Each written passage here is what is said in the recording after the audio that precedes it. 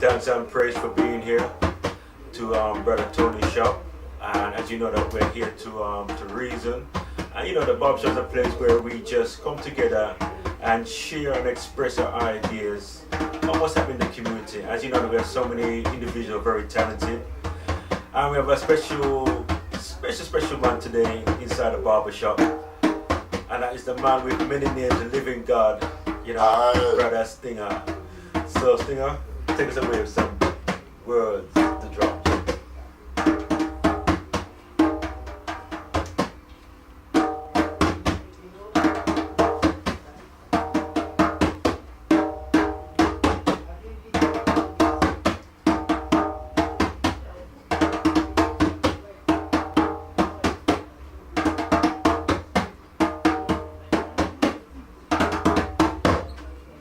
Greetings and welcome from the living God. In a Luton Town, Stinger, MC Stinger, in a North London Matic, Aya, the man with many names. Greetings and welcome, spirit world, etheric world, all dimensions, the physical world, greetings. Right, joyous love. Give thanks. Yes, give thanks, brother. That's what it is said. I want to heal up this man here, you know. This man here. Burning Grant energy is winning, you know. Come on now. Keeping that fire burning. Keeping the information flowing to the people there. Alright then. Well, it's good to have the eye inside the give thanks. Inside the shop. And also want to give thanks to Brother Tony giving the space for us to give thanks, brother. Express ourselves. So we give thanks. Brother Stinger is a man who's very expressive, you know, a man who knows how to connect with people. You also have a kind of energy about you, you know. But where that energy come about, and what's the thing about energy, brother? I want to just the thing with energy, we call it super duper spirit power. See it there? First and foremost, we have to let the people them know we're a professional medium. No one taught us. We have our higher senses: clairvoyance, telepathy, psychometry.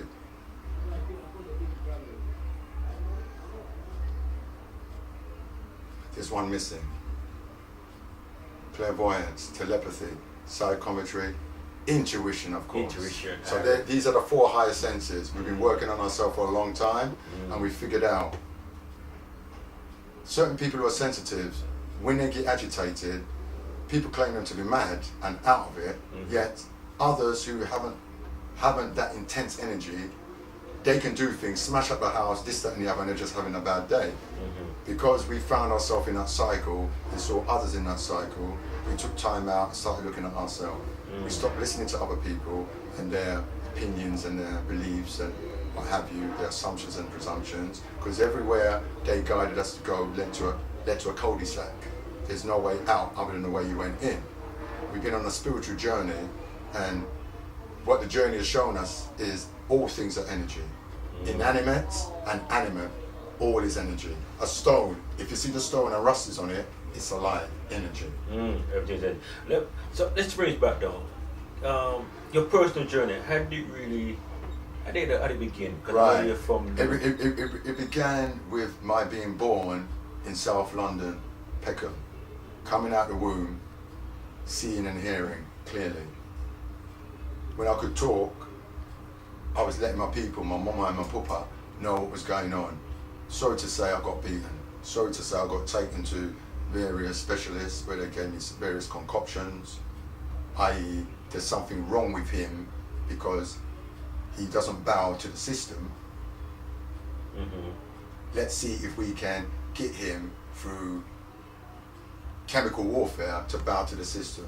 Actually, not only didn't it work, it activated something within myself that strengthened me even more. Anything I put my hand to, especially if it's wood, it becomes an extension. In Luton Town now, we moved to Luton Town in '71 after leaving Peckham and moving to SE6 Catford and staying there for a few years. We were in Tottenham for about 18 months. Then from Tottenham, we went to Luton '71. We remember '71 because that's when decimalisation came in. All right, we were one of a few families with the tannin in Luton Town. Right. So we experienced all aspects of living amongst people who are not your own people.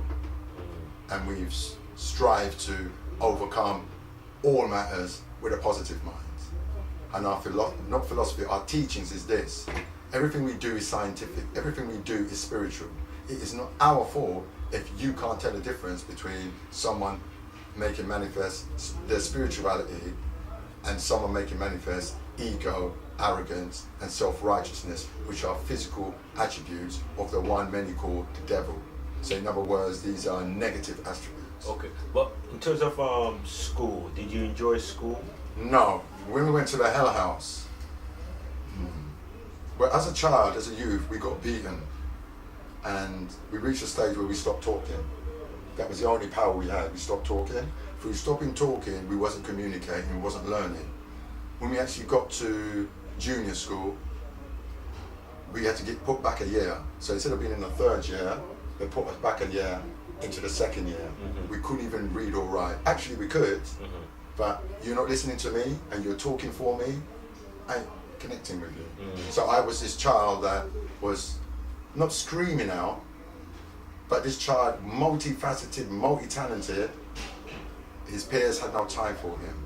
So he had to formulate his own thing. Okay. And what we did when we ended up in, and we talk in a collective we, to get away from ego, arrogance and self-righteousness, what we did was we found ourselves, the crack of dawn, times like this, we'd be out the back garden in our underpants, we'd take the bit of line out of the shed, we'd have a little ghetto blaster, a little state-of-the-art tape machine, a radio, typewriter, pen and paper and crayons, and we'd just get on with it. Then we'd be dancing, then we'd be shadow boxing, then we'd be stretching, then we'd do a bit of typing, then we'd do a bit of singing. So it was all about creativity.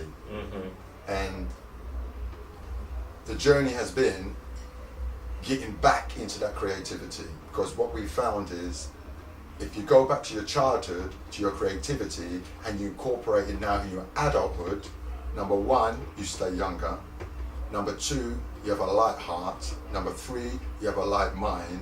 Number four, though you're interacting with the inner child, it's very easy for you to say no to certain things because you've been interacting with the innermost part of yourself. Let me see if I can get this right then. So what you're saying really, that I mean, from an early age, you wasn't able to express yourself in a way I wanted That's to. the way you wanted to, Right. And that will cause frustration within oneself. But moreover, frustration on the part of others, because they could see that I've got something. But you wasn't able to express But it. it wasn't that I wasn't able to express it, I wouldn't express it. You wouldn't express because it. I was beaten and Okay I was then. treated badly. Okay So it's then. my way of saying So you I'm shutting down. So you shut down. Yes, So the rebellious. I was actually in the spirit world. Okay, then, I see where I you're was coming from. connecting with the spirit world through telepathy. Okay. Telepathy is chat without mouth moving and sound coming out. So basically, telepathy is any thought you get in your head. That's telepathy. So in total clarity, you literally just shut down to the rebellious against what's taking place. Yes. Okay then. And this result to you know, because from what I know of you, that you're very expressive, you know, you're very vocal, and you're very knowledgeable and so forth. And you seem to have a very wide knowledge. Right. You know? Give thanks. You know, why not? And this leads to a question quite nearly, I think, about God. Right. You know? I mean, how do you see God? Right. First and foremost, you talked about the wideness of the knowledge. Right. That stems from being a child. I remember one day, poignantly, my father was out in the back garden doing some gardening. He was a person that was into growing his own food. Yeah, in most homes,